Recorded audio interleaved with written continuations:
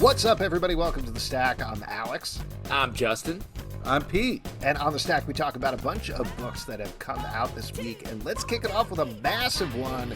Amazing Fantasy number 1000 from Marvel by Ho-Chi Anderson, Jordie Bellaire, Kurt Busiek, Giuseppe Camuncoli, Marco Checchetto, Jim Cheung, Michael Cho, Clayton Cowles, Olivier Coipel, Rachelle Dodson, Terry Dodson, Anthony Falcone, Neil Gaiman, Jonathan Hickman, Armando Iannucci, Richard Isanove, Klaus, Janson, Todd, Klein, Ariana, Maher, Frank Martin, J.P. Maher, Steve McNiven, Todd, Nauck, Sonia back, Mike Pasciullo, J. David Ramos, Rachelle Rosenberg, Rainbow Rowell, Joe Sabino, Dan Slott, Ryan Stegman, and Matthew Wilson.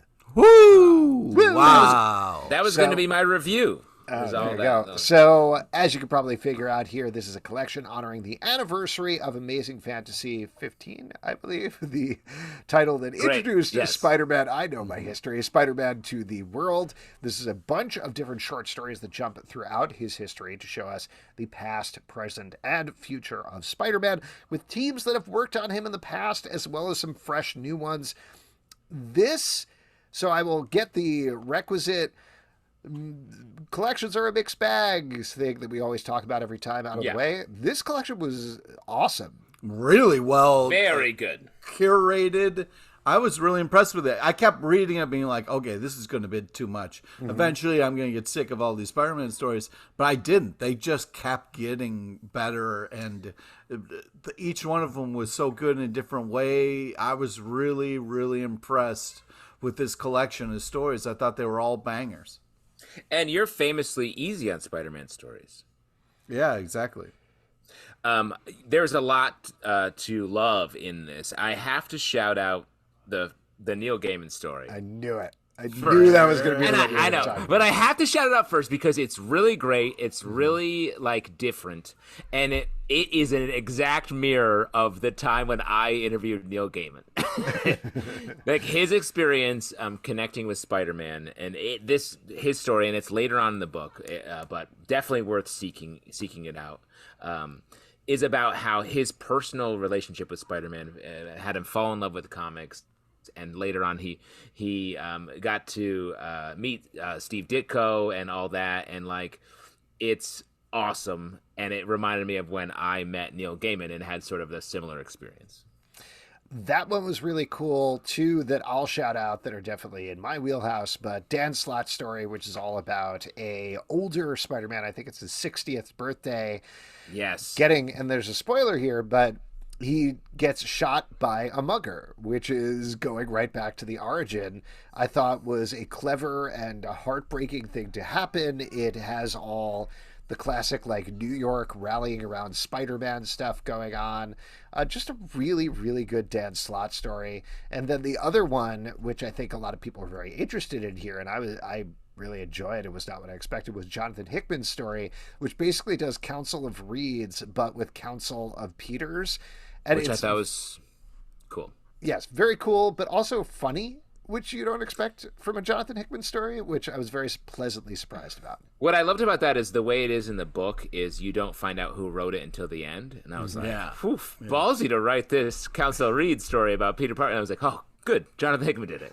Perfect. I also really like the story where it's a collection of pictures that Peter took. And the artist who did that just did an amazing job. I might be wrong. Was that Rainbow Rowell's story? That's sort of his day in the life thing? Yes, by Olivier Coipel. Yeah. It was just absolutely beautiful and just really letting the kind of art and the photography kind of speak for themselves. They're really, really well done. And what I loved about that one, it was a real slice of life moment. I think that's something that some of the best stories in these anthologies really do that, just a point in time in these characters that we love. I want to shout out the Armando Iannucci story, great creator of Veep, and this short really sort of touches on that enough, but also really uses the Spider-Man characters really well. And I'll also shout out the Kurt Busiek story, which is a classic Kurt Busiek knowing way too much about comic continuity thing, where he teases it in a very cheeky way at the beginning where he's like, this is a story that's going to tie into the continuity of Amazing Fantasy 15, but not in the way you think.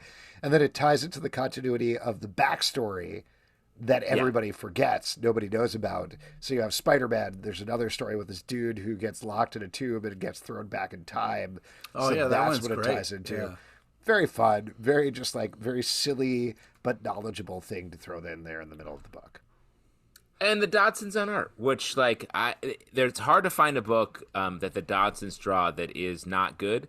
But maybe we'll talk about one later. I was going to say, hold on to that thought. It's funny you bring that up. I wonder if this is bookended anyway. Let's move to the next book. We're going to talk about Superman War World Apocalypse, number 1 from DC Comics. Written by Philip Kennedy Johnson, art by Brandon Peterson, Will Conrad, Max Rayner, and Miguel Mendonça. This is bringing the War World, that's very hard to say, saga to a close. We should have warmed up. Before we did this. Yeah. That's the classic War World made me Lemon mush face. my M&Ms, right? Is that what you say? That's the classic one that we do in the theatrical world. Yatta! So this brings the saga to the end as Mongol is coming face to face with Superman, who finally has powers again. Everybody's bringing it down. I'll throw this out there first, and this is like a lob for Pete.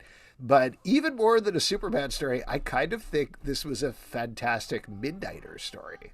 Oh, nice. Yeah, that was a pretty cool moment for sure. I loved it. Spoilers with my review, but the fact that we got... Pete review fans, turn away now if you don't want to know spoilers for Pete's review. You're doing it right now. Yeah, It's not a spoiler. I'm going to be giving away kind of the key parts here. But, just the fact that this thing's got ripping out hearts, kissing above the cloud lines. Come on. This is a comic. What an end to this journey it has been. I wanted a little bit more Superman fighting, you know what I mean? But I still loved every single minute of it and was really impressed with all the kind of stories and the way it all kind of came together. And, it gets you in the feels. There's nothing more Pete than kissing above the cloud line. Yeah, I think we can say that. Come on. I talked about this book on the live show. Philip Kennedy you did? Johnson. Yeah, That was a while ago. I remember. What'd you say? It was a while ago. Let me try to look through my notes. Yeah, that was like 12 hours ago, right? Yep, 12 hours ago. Hard to remember. Philip Kennedy Johnson has been just telling this epic fantasy story that is also a great Superman story at the same time. And it's got kind of like it comes together. I'm sorry. Yeah, it comes together like a fantasy story here. You've got your main sort of king, hero, Superman. He's got all of the different knights who are doing their part to fight the good fight, and then he goes home to be with his love. Like, it is great. It is perfect. It's just what you want. I didn't know I wanted it until I got it, and I love it. Pete, I want to throw something out at you. Which is a better story, this War World saga or Planet Hulk? Oh, ooh, I love that connection. How dare you, asshole? I hadn't made that connection before. Really? That's a great connection. Yeah, that's really smart.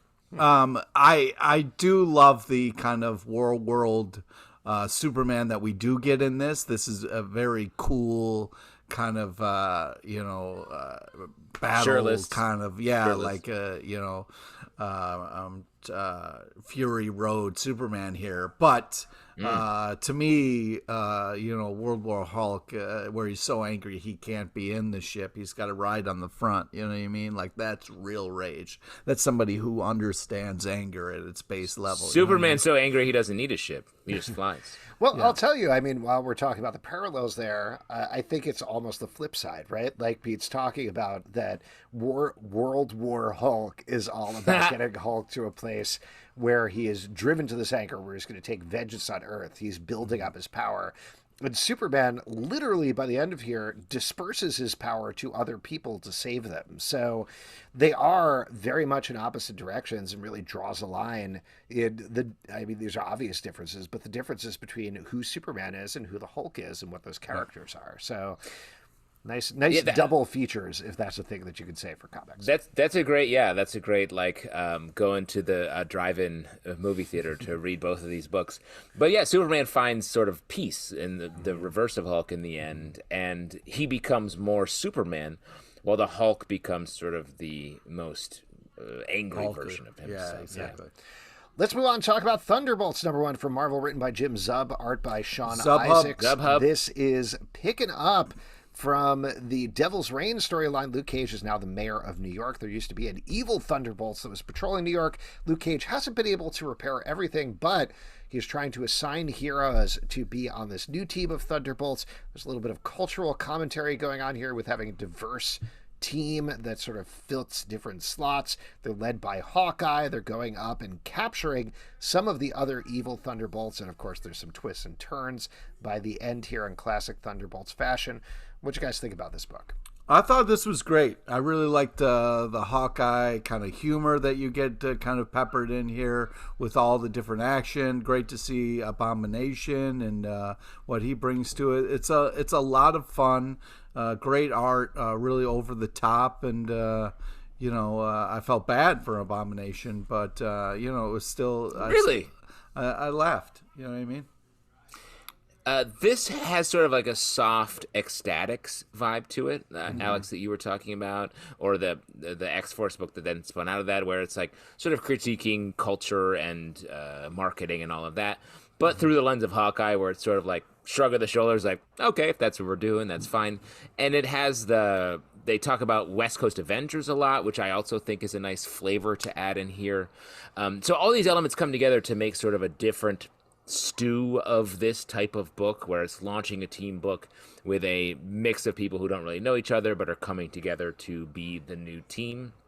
The only criticism I would have is like, it's insane that Hawkeye's the leader. Like, everyone is like, he's a shithead. Why are we putting him in charge? Luke Cage is like, I'm the mayor, but I'm somehow putting Hawkeye in charge. Like, it's so obvious that he's a bad choice for this, but he is the character the book wants, or we want, or Marvel wants to be there. So it does just feel a little bit of a push on that. Yeah, I will say, you mentioned ecstatics, and I think that's a great call out for this book. I was certainly thinking about that a lot while I was reading this. I was also thinking about, not that we mentioned his name anymore, but the Warren Ellis Thunderbolts, which was also, that was the team led by Norman Osborn, where he's going insane at a mountain, and they're mostly hanging out there. I think it was Mike Deodato art, which we've recently found out is another person we don't talk about, so let's stop talking about that.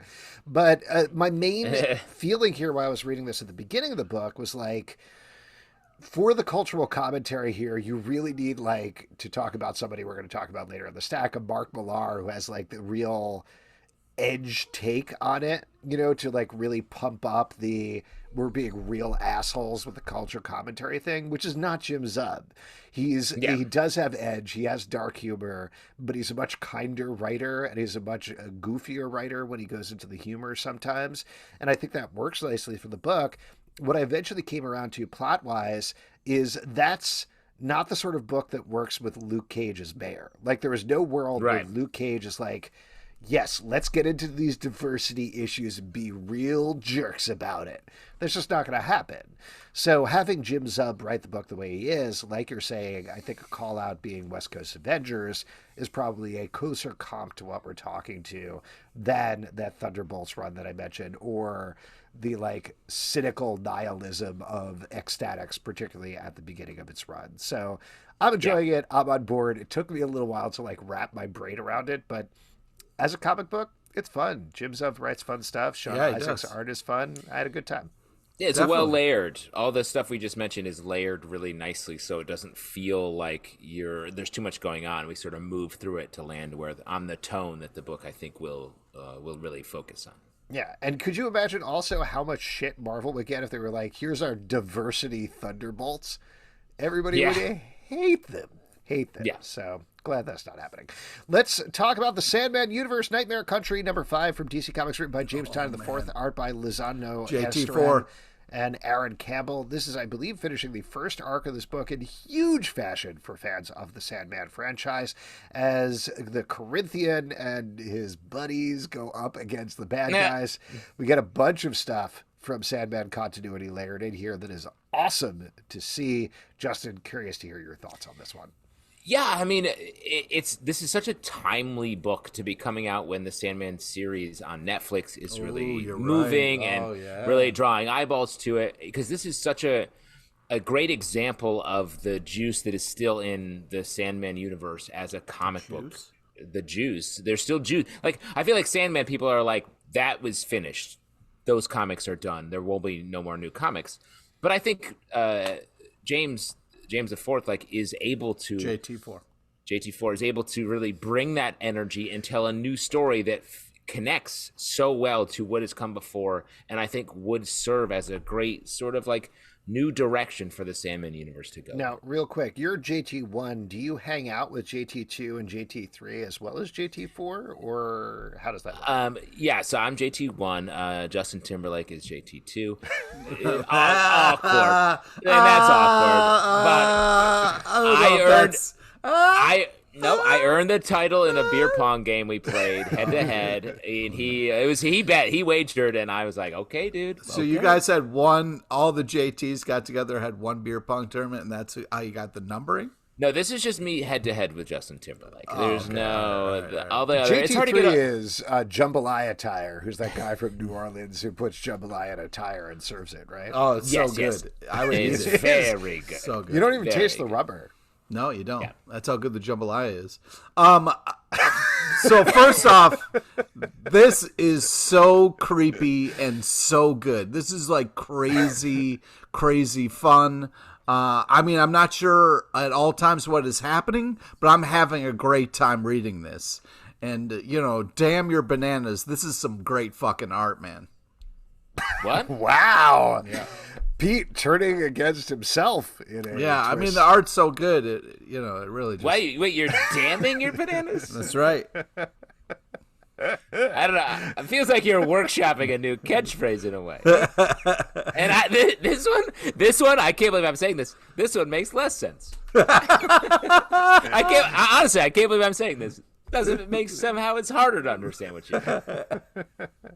That's how good the art is. Yeah. Great book. Ant-Man number 2 from Marvel, written by Al Ewing, art by Tom Riley. I am loving this book. This is a trip through the continuity of Ant-Man. The first issue dealt with old-timey Hank Pym. This one is jumping all the way to Eric O'Grady, the irredeemable Ant-Man. Ooh.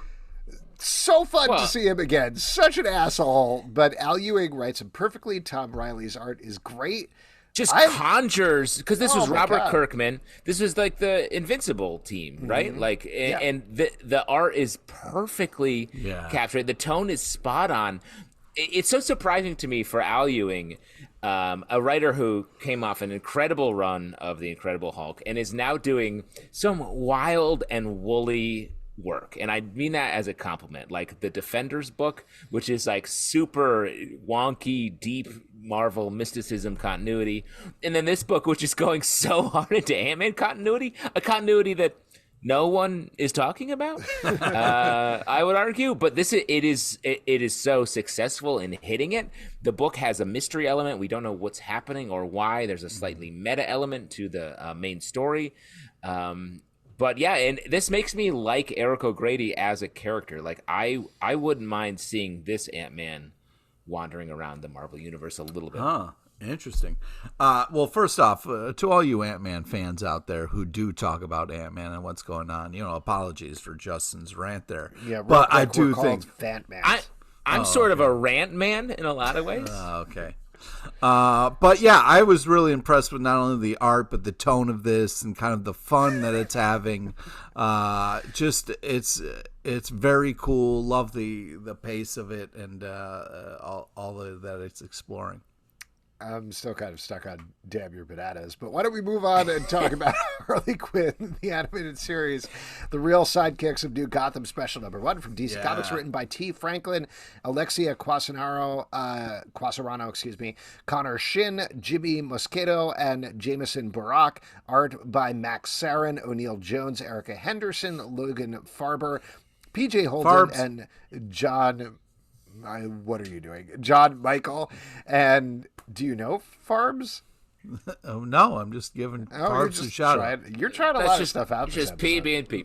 Okay. Yeah, damn the shouting out So the as you Farbs. can tell from the title, this ties into the Harley Quinn animated series. It is all framed around a talk show that the sidekicks and others are going on in between stories. Pete, you're a big fan of the Harley Quinn animated series. What do you think about this? Yes, I thought this was a really fun extension of an already amazing TV show. I thought it's exactly what you want. You want to feel like this TV show is just kind of broken down into stills here. It feels like an extension of that. So check. Great job. I just think it's hilarious and really fun and really feels like it's straight torn from the animated show. It's a totally quality package right there. Now, Justin, you don't watch the show, I believe. I've watched a bunch of it, but I haven't watched the newest stuff, essentially. But I love the framing device. Just as a comic book, if Pete is coming from the animation side, let me come at it from the comic book side. I love the framing device of this talk show.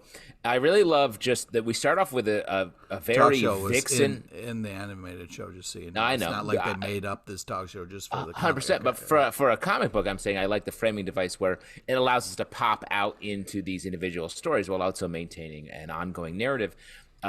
Love that we get a hardcore Vixen focused story. Vixen, just a great comic book hero. Like the visual nature of the way that her powers are shown in a comic book is awesome. I want to see more Vixen in general. And then the individual stories are great. Like the Batgirl story is awesome. It's fun. Everything's fun throughout. The fact that we get a great Clayface story is awesome. It's just if you aren't watching Harley Quinn, this is a great sort of entree into that universe, while also featuring some great characters just from the Batman or Bat family that you don't see a lot of. Yeah, it's great to see the kind of good guys in this kind of context. It's a real fun, unique way to do it. And what's also great is if you like the animated series, you hear the voices when you read the comic, which is cool. And I know, Pete, you came from the direction of being a fan of the animated series. Justin, you came as a fan of comic books. I want to come as a fan of podcasts. I think we did a great job reviewing this. Let's move on to talk about the Variants number 3 from Marvel, written by Gail Simone, art by Phil Noto. It is all finally going down this issue as Jessica Jones encounters multiple multiversal variants of herself. We don't know exactly what's happening there. She thinks maybe it's tied to the anniversary of when the Purple Man kidnapped her, which is not quite sure. But there's some big emotional beats that happen in this issue, some huge action. This book is, and I say this in the best way, hard to read. Interesting. I because understand what you're... Well, I agree with you. Like, here's the thing. I don't think they've ever explicitly stated that the Purple Man sexually assaulted her, but even putting that aside, he mentally assaulted her, right? So getting back to that is very hard to read and it's very hard to deal with, but that's exactly what this team is diving right into. Yeah. Well, and let me say, this book, I agree, this book is great. Just from a writing perspective, Phil Noto's are awesome.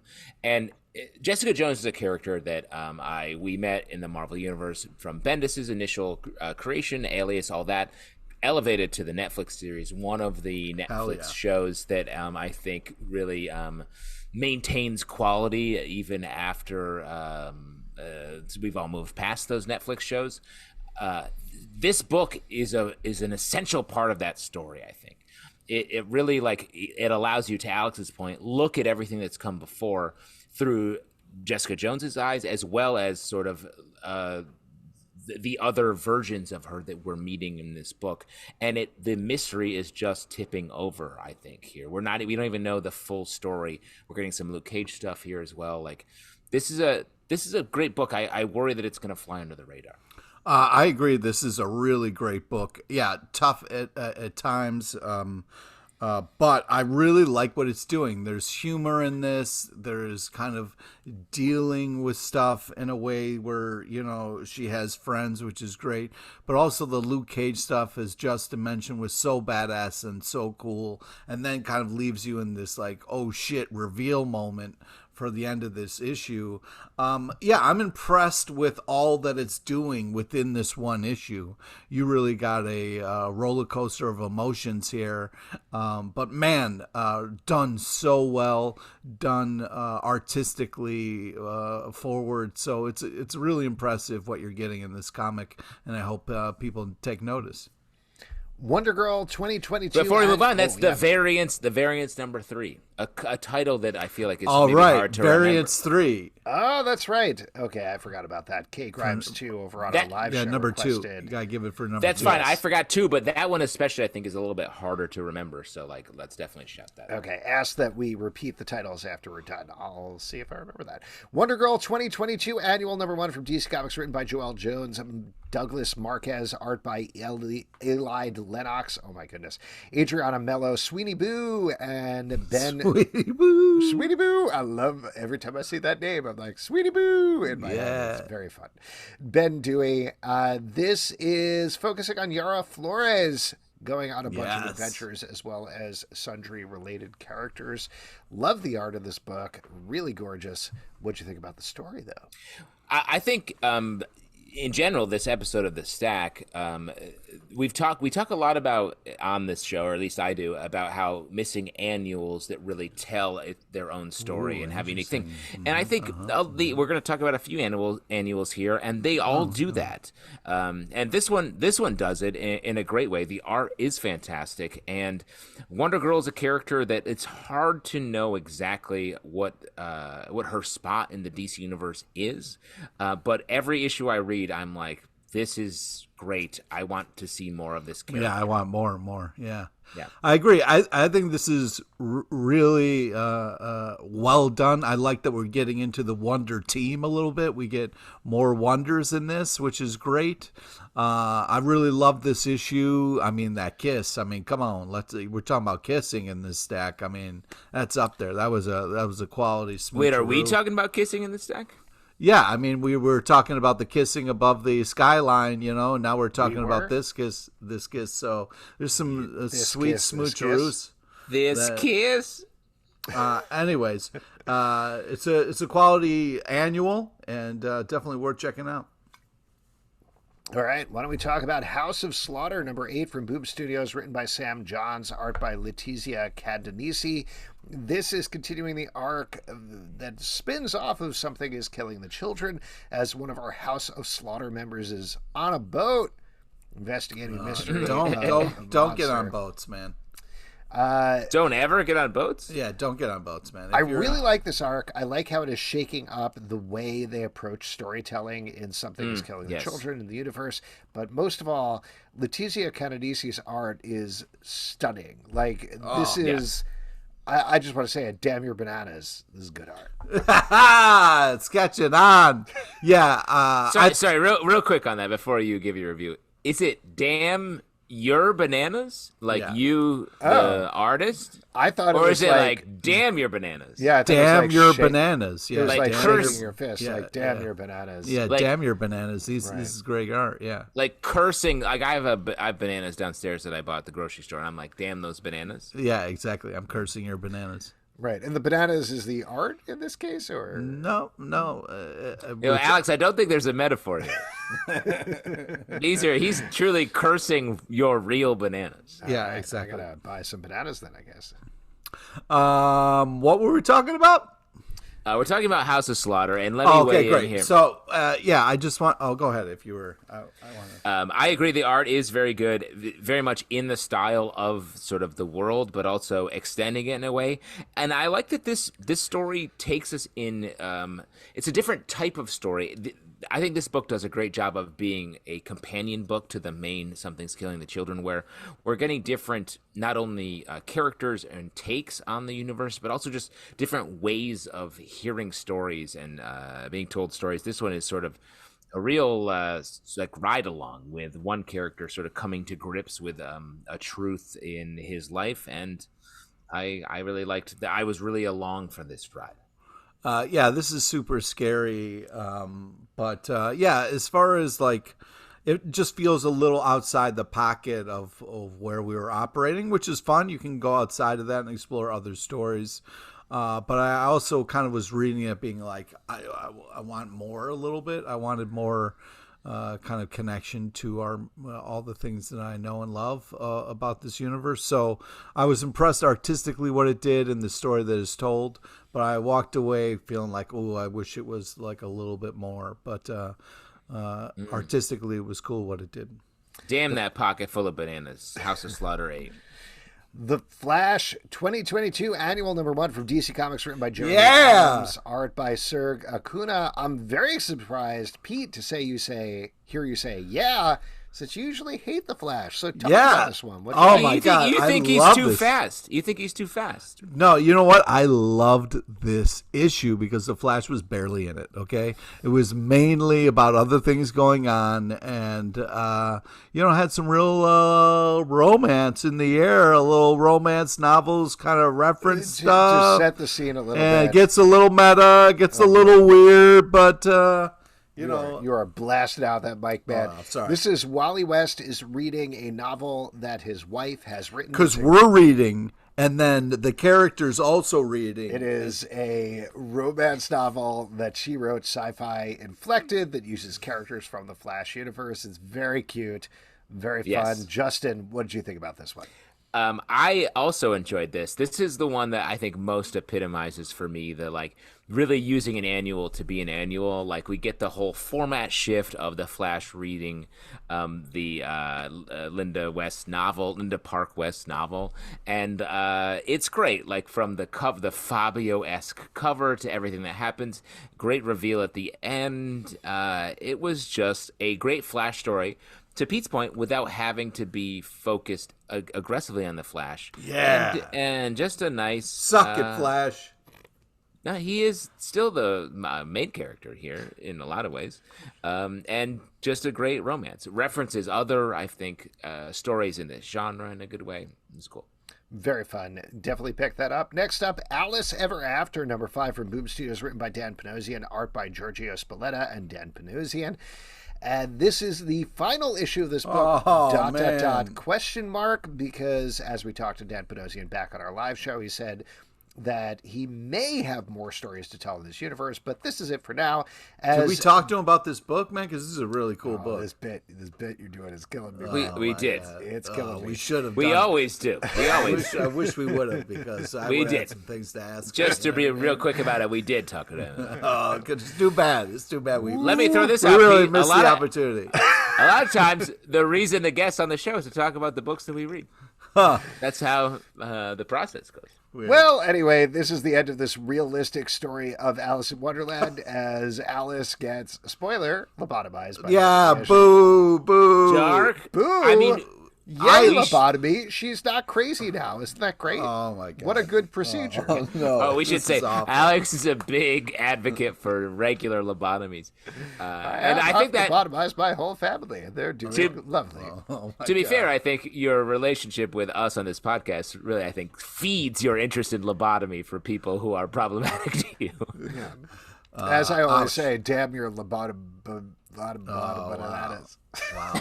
that was worth it. Worth it for the bits alone. All right, that's so a lot of bananas. This is heartbreaking. I think we've crossed the line and become too meta about our own podcast. Go ahead. Okay, yeah, this is heartbreaking. I was hoping it wouldn't come to this, but it did. So that part, the reality of it was kind of really yucked my yum a little bit there. So I was a little hurt by what happened with Alice in this, but this has been super creative and really impressive on what they're kind of doing here. So I was happy for the ride, but I was also a little sad, but still happy overall. So happy, sad, happy. Let me ask you, Pete, what was your yum in this book? Because the creative kind of thing of we can kind of go to our own little worlds and our own little crazy places that we create and stuff like that. Like a fun little attic where we can put up our posters that we like on the wall, and maybe it's our own little safe place. You know what I mean? Got you. Because I agree with you. Like you're right. That is what this book sort of set out, and her escape from truly every issue is like, you think it's bad now? Watch out, because here it's worse. And each issue does get progressively worse. This one tragic in the sort of like, knock knock, we're here to save the day. You got the wrong house at the end of the day, and so very sad. I hope for if in the next version of this, the next trade or the next sort of run on this, that there is a little bit more light at the end of the tunnel, because this was a great read, but just a hard mental read, I think. Yeah. I'll also throw out there that this is one of the rare books that justifies having two artists, because Giorgio Spalletta's book in the main continuity of what's going on is great and really good. Not necessarily realistic, but really well done. And Dan Panosian's Wonderland art, I believe it was Dan Panosian doing the Wonderland art, is I think you're right. Stunning as well. So they really contrast each other, but also work really nicely well together. This is a great book. Definitely pick it up in collection. I think if Greg Pak was here, he would say this is a real kick in the brain. I'm sure he would not say that. Harley really Quinn. Put words, really put words in his mouth. Annual #1 from DC Comics, written by Stephanie Phillips, art by Simone Bonfantino and David Baldeon. This is picking up on a plot line happening in Harley Quinn, where she is leading Task Force X to fight an evil alien entity, and that it's kicking off the next Harley Quinn storyline. I'm curious to hear from you guys, particularly Justin, given that you lauded annuals sticking out as their own story. This doesn't. So how'd you feel about it? Oh man, Justin, defend this then, huh? What? Oh, this is Alex really painted you in the corner. Let's see if you can get out. What do you got? This one is. I'm fine. I like being in the corner with paint. Oh yeah. This one, yes, is very Justin much. likes the corner. No one puts Justin in the corner. I'll get you. Yes, this one definitely has the least standalone annual value. I do think the story does stand alone if you're not reading the book, but the fact that it truly is a lead-in and lead out on both sides here. But the middle point, and when you pick up in that second story, I was like, this is a fun... I wish the backstory was the full annual. But I want to shout out also the cover with the famous, I want to say, Jim Lee cover with Batman and Robin with Harley Quinn replacing Robin. I thought was very cool. And the story's fun, great action, still the fun that you always get from Harley Quinn, but definitely curious how the story unfolds in the backstory going forward. Yeah, I agree. This is a lot of fun. Great story. Aliens are bad. Great use of Orca. And I love Harley's love of cheese. You know what I mean? Well, and a lot of seafaring puns here. Who doesn't love it? The Vampire Slayer #5 for Boom Studios, written by Sarah Galley, art by Sonia Liao. This is a rebooted continuity where Buffy has somehow magically not become the Vampire Slayer, and instead Willow is the Vampire Slayer. Oh, man. Seems like Faith knows a little something about it, and as we left off the last issue, they were fighting a pasta monster, which is where we pick up this issue. I'm really having a great time reading this book. This is, I think, my favorite run on Buffy that Boom Studios has done in a good long while, and it's just getting funnier and more fun every issue. This is one of, I know we've talked a lot about like rejiggering the continuity, but this is completely working for me in terms of how the characters are different, how Xander is different, how Spike is different, how everybody is different. And I think that's all down to how Sarah Galley is writing the book as light and fun, but also just the characterizations in general feel like the core characters with these otherwise very big differences. I mean, I think the writing really trusts the audience to understand the differences, which I think is a real benefit to it. Like, I feel like another version of this pick would be like, look, do you believe the difference here? And it's very much like, no, this is just, you'll understand the difference because it's the story. And I like that confidence and trust in the reader is really working well here. And if you're going to have a pasta monster, somebody better grab a fork and try to twist it up a little bit. You know what I mean? So that was fun. I also, it's the infighting kind of can drive me nuts a little bit, but I am having a great time reading this. I love the choices that they're making. It's fun if you know all the Buffy history, but if you're not as deep into it as maybe someone like me, I'm still having a great time reading this book, and there's some real heart to it as well, which not only comes in the writing, but also in the art. So impressive. Let me ask you, what do you think of the pasta choice of bucatini? Do you feel like there's a scarier pasta out there? What's your most fearful pasta choice? I mean, that's tough. I'm always afraid of those little wheels. I hate them goddamn wheels. Wagon wheels? You don't like the wagon wheels? I don't like the wagon wheels. They Why? What about the farfalle, the little bow ties? You don't like that because you don't like dressing up for stuff, right? Too formal. Yeah, too formal. Yeah. It's like, because you got to wear a tie if you're eating farfalle. Yeah, it's a whole thing. What about the spirals? They're the ones that they can really hold on to the flavor. Yeah. I do like rotini. Penne, also pretty good. Are we just talking about pasta we like now? Is that what's going on? Yes. I think penne just it's too much noodle. What are you talking about? Come on, dude. Come on, bro. It's not taking us. You just like vodka. Well, it's not taking. Yeah, I do. All right, here's what you do. You take the penne, you soak it in some vodka, you throw out the penne, you drink that Are you vodka. doing a Trump impression? What is going on? I don't know what I'm doing. He's just a low, whispery guy. Yeah. And that's the Vampire Slayer number 5. DC Saved by the Bell Reeve, number 1 from DC Comics. Written by Becky Cloonan, Brendan Fletcher, Tim Seeley, Peter J. Tomasi, David Weisgals, Art Baltazar and Franco, Brandon Thomas, Dan Waters, come on. Andrew Aiden, art by Carl Kerschel, Scott Collins, Max Rayner, Mike Norton, Art Baltazar, Craig Cermak, Juan Ferraria, and Nelson Daniel. This is all focusing on either high school based heroes or taking the heroes and villains back to high school. Pete, you seem to be super jazzed by this. Take it away. Pete, this you're was a high school another student. Yeah, right. This was another really fantastic collection of stories, all bangers. I wanted a little bit more, some more Saved by the Bell references in there, but I was still really impressed what we got here. B. Cloonan just really delivering on this. I'm a sucker for the Tiny Titans with Art and Franco, so this was just a ton of fun. I love the Batgirl stuff with the night off. That was super adorable. Tim Seeley having a ton of fun. I mean, this was just really a fantastic collection here. Impressive.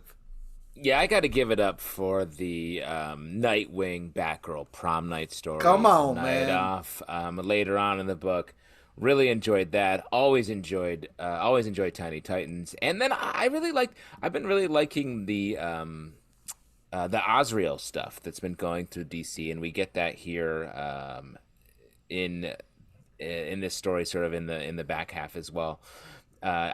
This didn't quite relate to high school, and it was just like a story of childhood trauma. But I still really liked it. The art on that I thought was the most unique of this set.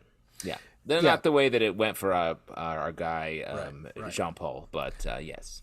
Of the two collections we're talking about in this stack, this is not quite as successful as the other one, I would say. Oh, come on, dude. You don't It's have to not. compare it. Come on. It's just not. Dude, that one of them's 1,000 issue, I know, whole they've thing. been working This was on it just for a 1,000 months. At Yeah, this point, exactly. so, This is just come on, dude. You can't. Well, and compare let's those be two. clear, we've talked about multiple anthologies. We had a Harley Quinn one as well in here. That's true. Okay, that's good. So there's a lot of them out there. So Yeah, who so knows what shut I'm up, referring Zelda.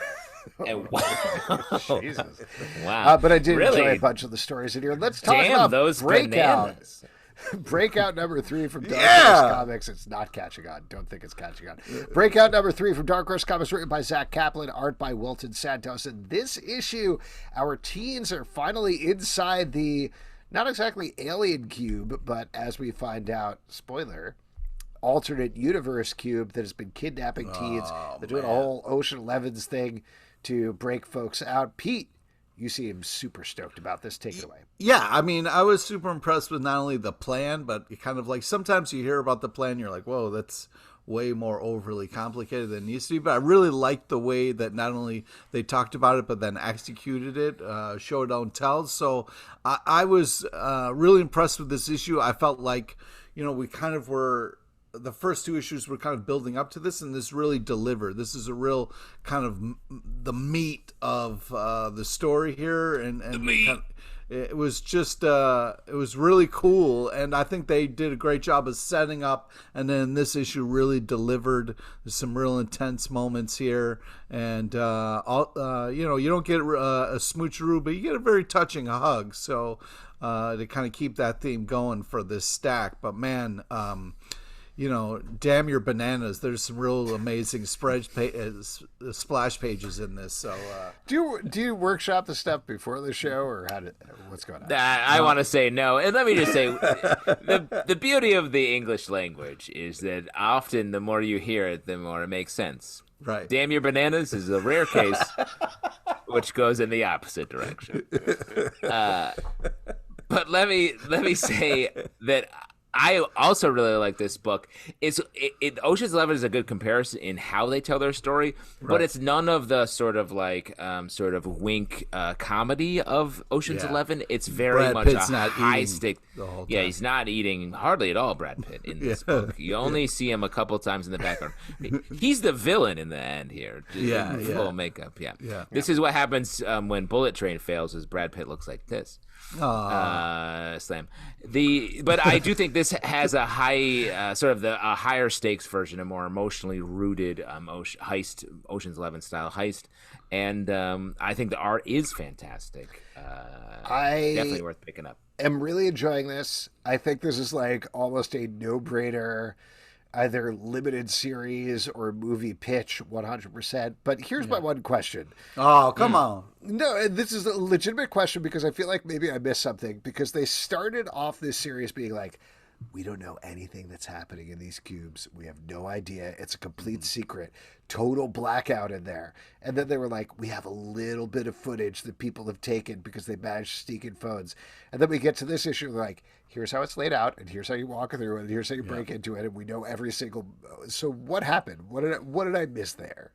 Well, they did some recon, obviously, and they cracked some collected. codes. Collected information. Okay. Yeah, cracked. They got into the cubes. Yeah, that was the one thing that held me back from loving this issue. I think there was a government guy who came in the last issue, was like, I'll give you more information, if I remember correctly, and that's probably what they took here. But at the same time, it was a little bit of a bummer for me, because I love the idea of these scrappy kids with only the info they can glean off of scanned information, breaking into here and kind of like winging it.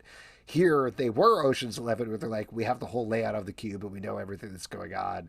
And I feel like that diffuses the concept a little bit, to be honest, even though I still had fun reading it at the same time. Christ. And you know what? That's fair. Like, the flavor, you just wanted a different flavor here. They continued a similar flavor when, like, it does feel like if this were an ongoing series or a longer run, they might do a little bit more of like, well, we're in here, now we have to figure this out. But it feels like for the sake of the being concise, I think they went in this direction, and it does work.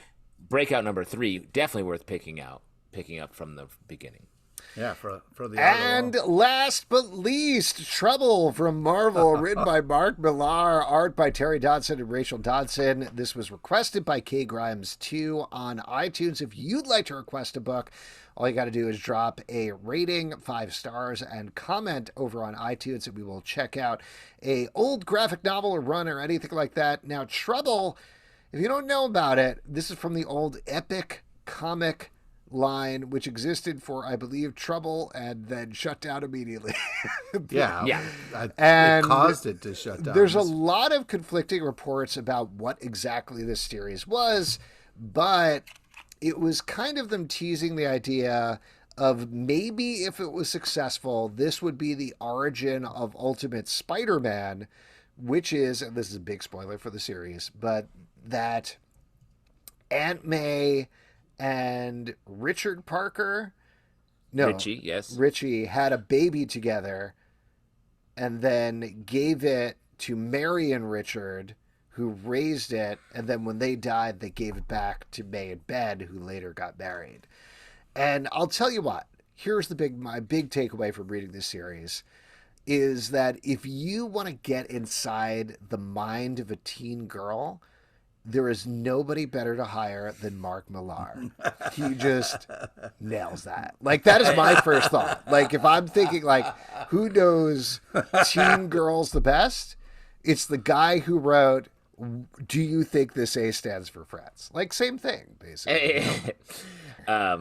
Yeah. I mean, Well, I mean, first off, we got to back up the truck and talk about these awful covers that were like these underage girls in bikinis, not drawn, but like photos, like in real life. So like, you can't go into a comic book shop and buy this because it's like, hey, dirtbag, what the fuck are you reading? You know what I mean? Like, it's awful. It looks awful. It is awful. It doesn't feel good to purchase or support. Like, it is not a good book. And then when you get past the cover and try to read it. Hold on. Can I talk about the cover? No. I just want to mention the context for the cover, why they did that.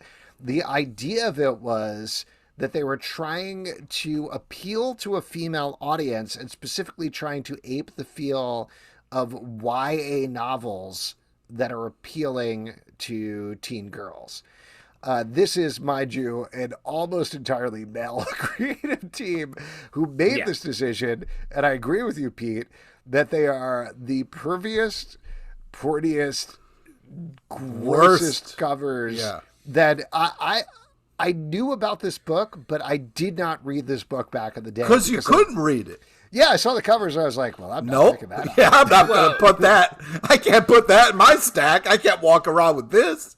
Well, and even beyond that side of it, I was like, oh, this isn't something that is meant to be like, here, read this. It feels like it's so aggressive is what I think about it. And it feels like this book also feels like they're like, look, romance comics were a big thing for a long time. Here's our version of it.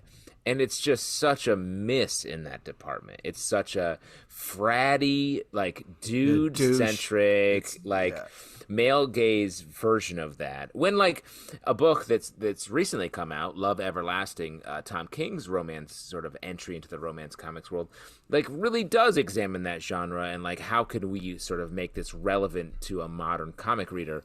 Very smart book. Definitely worth checking out.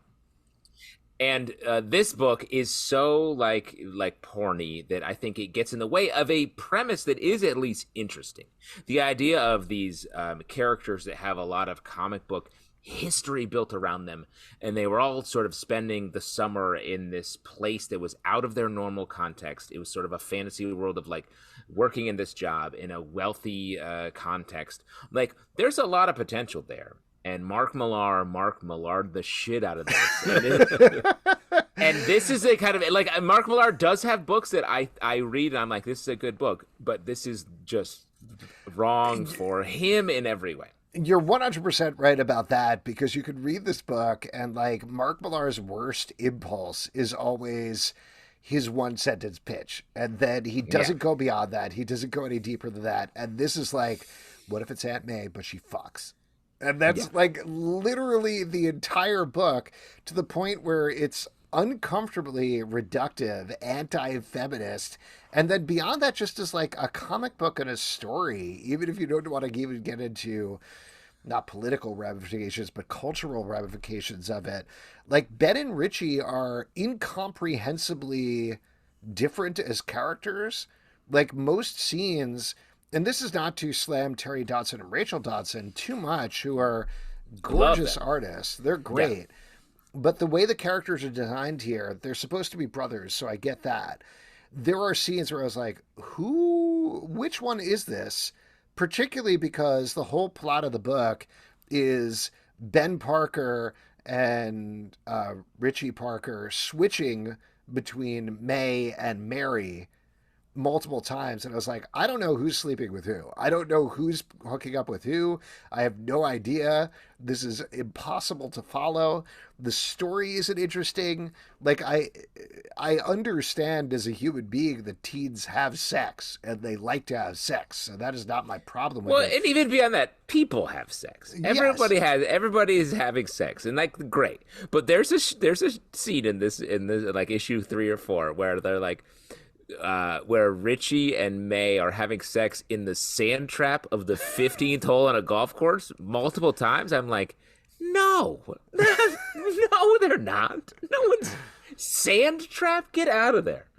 And it's also just even inconsistent. Like, it's clearly starts out as like a Dirty Dancing summer discovering yourself type farce sort of thing. I'm into that. 100%. And there's moments where they introduce the two people who run the resort that they're working at, where I was like, okay, I can see the bones of what you were going for with, like, they're snooty, they're stuck up, but they loosen by the end of the summer. I get all of that. But they disappear by issue 2, I want to say, something like that. So that plot is just gone. And one of them is named Peter, which is confusing. Well, but also sort of, I think, meant to be like, Peter Parker is named after this random guy. Like, so strange. And the other thing is a major plot point is that Mary, who is Spider-Man's mom in the traditional comic take, is like, well, we went to this psychic, this palm reader, and she said that if I had sex before I was 20, I would instantly be a mom. And May would never have anyone call her mom. But we never, like, I was like, if that scene is so important, it ends up being the big resonant scene for the whole story. Start with that scene. Show us that scene. I was like, but you don't show us the scene that is the biggest deal of everyone? And I get it's a comic book universe, but like, you're already playing in a romance world that's supposed to be this realistic world that you're adding in. Clearly, like, Madam Web or whoever is so weird and so beyond the pale, it completely takes you out. And then jumping to the end of the book where, like, they've had a baby and they've traded babies and it's, I don't know, not even a year later or something. The way Mark Millar writes their dialogue when they're all hanging out at a wedding together is like, well, we're 50 years old right now, and this has happened decades earlier, and we're all reflecting on this time long ago, but it was like 6 months or something. Yeah. The whole book is so batshit insane. I don't... First of all, I want to say, Kay Grimes, too, thank you for leaving the rating. Thank you for asking us. And let me say, I did enjoy, like, I was like, this is a wild book. I hadn't ever read it, so to read it, I was like, yo, this is crazy. I just wanted to be able to say that, like, I had to get past the cover to try to read this, but this fucking thing sucks from start to finish. There is nothing enjoyable about reading this. But Kay Grimes too, fun review. Thank you. Like Justin said, I wouldn't ever read this. So it was fun to be like, okay, I have to read this for this just to see what it is. So, yeah. Would you, just as a cultural artifact, would you recommend anybody? No, this should never be mentioned ever again or act like it existed because it is douchey as fuck and horrible. I don't think this is ever going to be referenced again in the Spider-Man continuity. Nor should it. It was I was happy to read it for the sake of reviewing it for this. But yeah, it has just a lot of problems to it. Well, I'll throw something out at you, and this is very rumory, but while I was researching the book, I think this was... mind you, on Wikipedia, so take it with a grain of salt, but I've seen this stuff elsewhere as well. They had on the Trouble Wikipedia page, there was a in other media section, and according to them, and again, I've seen this rumor elsewhere, but this is very rumory, they were like, Madam Web, which is the movie that Sony is making, is loosely based on Trouble, where... Who's making these decisions? they somehow, I guess, like the rumor is they go back in time and there's the whole thing with like Adam Scott is Ben Parker and I think it's Sydney Sweeney or something is May Parker topical. and maybe they have like they hook up or something. So there's like a loose adaptation of that, which is I could not believe that, but also that is 100% the sort of decision that Sony would make. Fair, dicey, Yeah. especially with the news of the day going around. Yes, there's that too. So I guess we'll have to see Trouble coming to the big screen next year. Thank you, K Grimes, too. Again, if you want to request anything, drop it in the comments on iTunes. And that is it for the stack. If you'd like to support our podcast, patreon.com/Comic Book Club. Also, we do a live show every Tuesday night at 7 p.m. to Crowdcast on YouTube. Come hang out. We would love to chat with you about comics. Apple, Spotify, Stitcher, or the app of your choice to subscribe, listen, and follow the show at Comic Book Live on Twitter, comicbookclublive.com for this podcast, and many more. Until next time, we'll see you at the comic book shop. Frankly, I don't give a damn about these bananas. Join Alex, Justin, and Dylan every Tuesday night, once a week, that blow your mind.